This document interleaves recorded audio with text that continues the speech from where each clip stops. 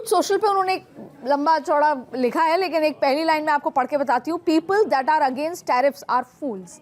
और लंबे चौड़े के बाद उन्होंने ये अनाउंस किया आखिरी लाइन में कि अब मैं एक डिविडेंड जो कि $2000 का पर पर्सन, एक्सेप्ट जो जिनकी इनकम हाई इनकम है, यानी पैसे वाले लोगों को नहीं मिलेगा, इसके अलावा वो सभी को, पूरे अमेरिकन को या वहाँ रहने वाले लोगों को $2000।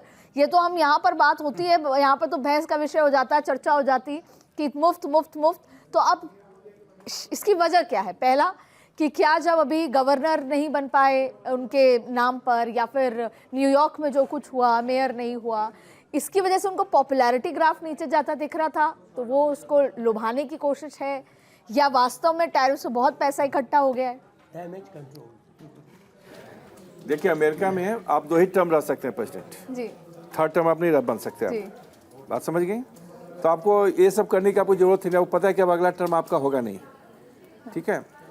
लेकिन आप, हम तो हिस्ट्री के आदमी हैं, अब हम तो कोई भी चीज़, जैसे गुप्ता जी लोग तो इकोनॉमिक्स से देख लेंगे, डिप्लोमेट है करंट देख लेंगे, लेकिन हम तो पास्ट में जाते हैं जी।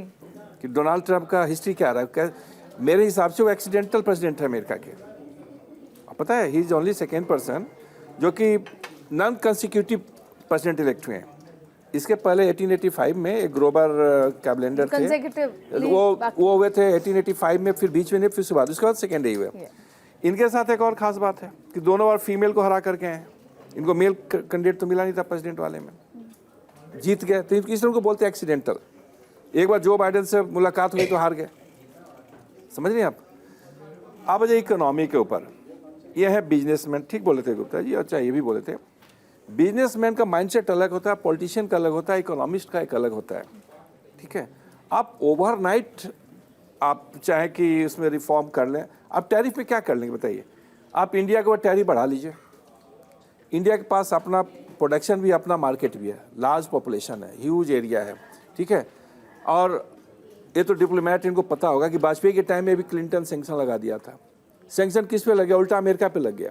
इंडिया ने रिक्वेस्ट किया अमेरिकन सेंक्शन हटाइए, आपने हटाया क्योंकि आपको इंडिया का बाजार चाहिए था, ठीक। अब आप वहाँ पे इंडिया के ऊपर टैरिफ बढ़ा रहे हैं, तो टैरिफ बढ़ाने से आपका सप्लाई तो कम हो गया।